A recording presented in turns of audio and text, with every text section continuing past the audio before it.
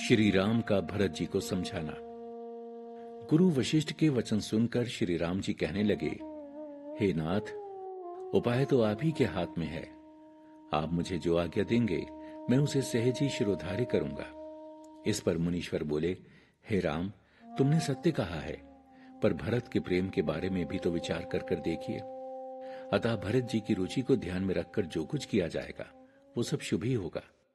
गुरु का सहारा पाकर भरत जी बड़े खुश हुए और बोले, हे नाथ, आपकी सौगंध और पिताजी के चरणों की दुहाई है, विश्व भर में आपके समान कोई भाई नहीं हुआ है। श्री रामचंद्र जी ने बड़े स्नेह से कहा कि हालांकि मैं छोटा भाई समझकर इनके मुंह पर इनकी प्रशंसा नहीं कर रहा हूं, फिर भी जिस पर गुरु का स्नेह है उसके समान कौन भाग्यशाली है। भरत जी जो कहें उसी को करने में भलाई है। फिर श्री रामचंद्र जी बोले, हे भरत, प्रसन्न मन से संकोच को त्याग कर तुम जो कुछ कहोगे मैं वही करूंगा। ये सुनकर सारा समाज सुखी हो गया और उधर देवताओं की हालत बिगड़ गई। देवराज इंद्र भयभीत होकर सोचने लगे कि सब बना बनाया खेल बिगड़ने ही वाला है, कुछ भी उपाय करते नहीं बनता। तब मन ही मन उन्होंने श्री राम जी का स्मरण किया। जनक जी का चित्रकूट पहुंचना। श्री राम जी के विश्वास भरे वचन सुनकर भरत बोले, हे नाथ, आपके अयोध्या लौटने में ही सभी की भलाई है। आप मेरी एक विनती सुन लीजिए। राजतिलक की सब सामग्री तैयार करके लाई गई है। जो प्रभु का मन माने तो उसे सफल कीजिए। हे नाथ, यदि इतना नहीं तो लक्ष्मण और शत्रुघ्न को लौटा दीजिए और मैं आपके साथ वन में रहूं, या फिर हम तीनों भाई वन में चले जाएं और आप अयोध्या लौट जाएं।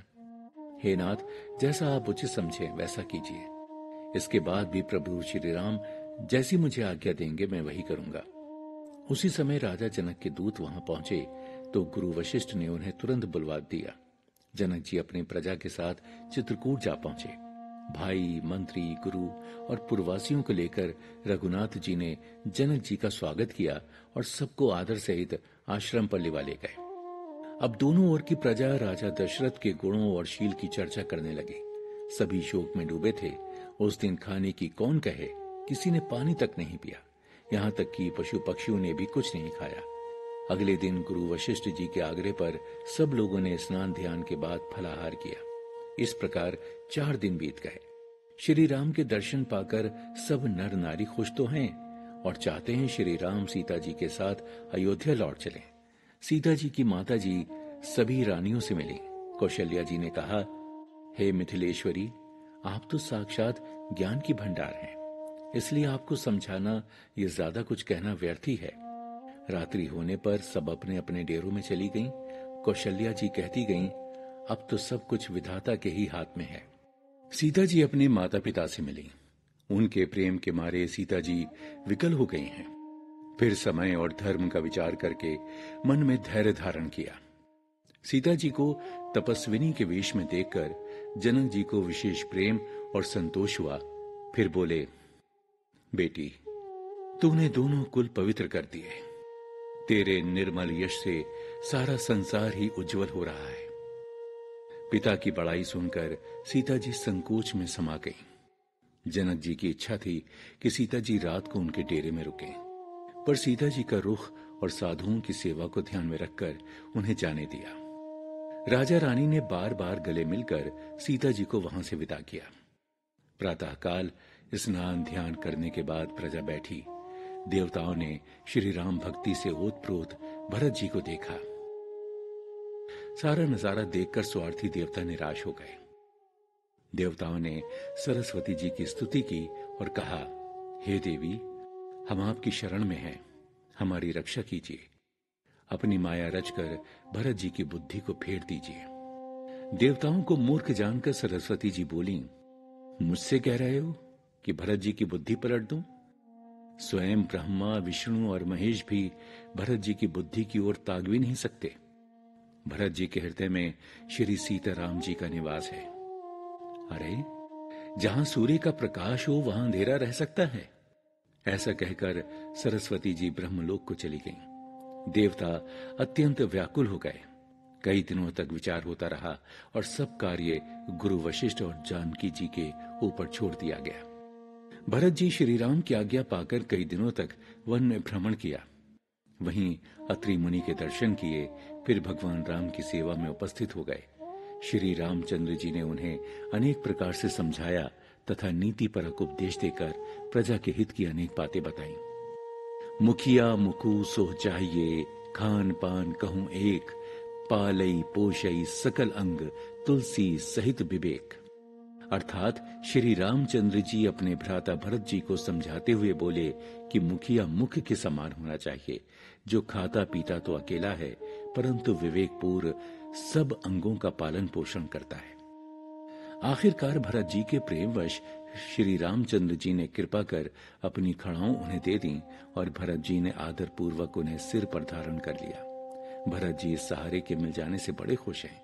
भरत जी ने प्रणाम करके लौटने की विदा मांगी। तब श्री रामचंद्र जी ने उन्हें हृदय से लगा लिया। चलते चलते भरत जी ने भाई श्री रामचंद्र जी से वचन लिया कि 14 वर्ष व्यतीत होते ही अयोध्या वापस न लौटे तो मुझे जीवित नहीं पाएंगे। अतः श्री राम जी की कृपा ने सारी उलझनें सुलझा दी।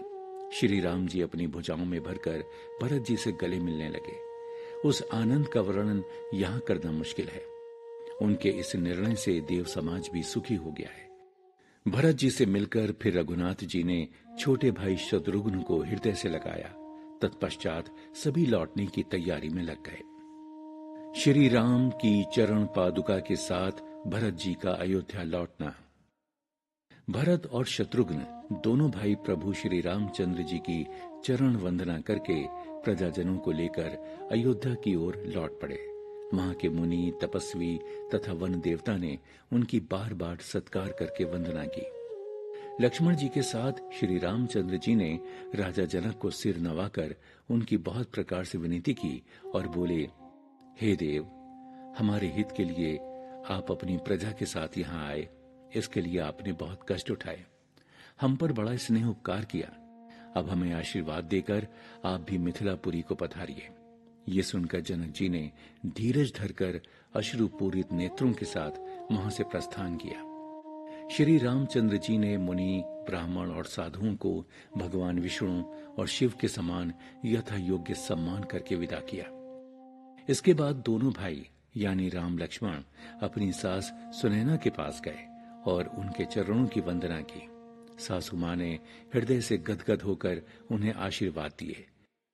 फिर ऋषि विश्वामित्र, वामदेव, जाबाली और कुटुंबी, नगर निवासी और मंत्री सबको भाई लक्ष्मण के साथ विनय एवं प्रणाम करके विदा किया। माता कैकेयी के चरणों की वंदना करके प्रभु ने निश्चल प्रेम के साथ भेंट करके उनका सारा संकोच और संताप मिटाकर पालकी पर बिठाकर वन से विदा किया। सीता जी भी नैहर के कुटुंबियों तथा माता पिता से मिलकर लौट आई। फिर सब सासुओं से गले मिलकर प्रसन्न हो गईं। सबसे मिलकर उनके मन में अत्यंत प्रसन्नता हो रही है। उनकी शिक्षा तथा आशीर्वाद पाकर सीता जी के मन में सासुओं तथा माता पिता दोनों की प्रीति समा नहीं रही है। तब श्री रामचंद्र जी ने माताओं को सम्मान और विश्वास दिलाकर सुंदर पालकियों में चढ़ाया। भरत और राजा जनक जी के दलों ने घोड़े, हाथी और अनेक तरह की सवारियां सजाकर यात्रा शुरू की। गुरु वशिष्ठ और गुरु पत्नी अरुंधति जी के चरणों में वंदना करके सीता जी और लक्ष्मण सहित श्री रामचंद्र जी हर्ष और विवाद के साथ लौटकर अपनी पर्णकुटी पर आए। फिर सम्मान करके सखा निषाद राज को विदा किया। वो जा तो रहा था पर उसके हृदय में विरह का भारी विषाद है।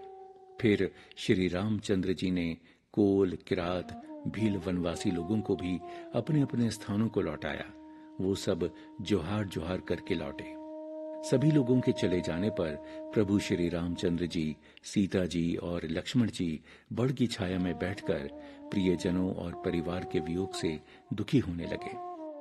प्रभु श्री राम भरत के स्नेह, स्वभाव और मधुर वाणी का बखान करके प्रिय सीता जी और भाई लक्ष्मण को सुनाने लगे। प्रेमी जनों के बिछोड़ने का यहाँ कैसा सुंदर वर्णन है। तेही अवसर खग मृग जल मीना, चित्रकूट चर अचर मलीना। अर्थात उस समय जब राम जी अपने प्रियजनों को याद कर वियोग करते हैं, तब वहां के पक्षी, पशु और जल की मछलियां, बल्कि चित्रकूट के सभी जड़ चेतन और भी उदास हो गए। इधर अपने छोटे भाई लक्ष्मण और सीता जी के साथ प्रभु श्री रामचंद्र जी पर्णकुटी में ऐसे सुशोभित हो रहे हैं मानो वैराग्य, भक्ति और ज्ञान शरीर धारण करके सुशोभित हो। उधर भरत जी और राजा जनक तथा सारा प्रजा श्री राम के विरह में व्याकुल है। प्रभु के गुणों को स्मरण करके सब लोग चुपचाप चले जा रहे हैं। पहले दिन सब लोग यमुना जी उतरकर पार हुए। वो दिन बिना भोजन के ही बीत गया। दूसरा पड़ाव गंगा जी पार करके श्रृंगवीरपुर में हुआ। फिर सई नदी उतरकर गोमती जी में स्नान किया और चौथे दिन सब लोग अयोध्या में जा पहुंचे। राजा जनक 4 दिन अयोध्या में ठहरे और वहां का राजकाज भरत जी को सौंपकर मिथिलापुरी को प्रस्थान किया। गुरु वशिष्ठ की शिक्षा मानकर नगर के सब स्त्री पुरुष श्री रामचंद्र जी की राजधानी अयोध्या में सुखपूर्वक रहने लगे।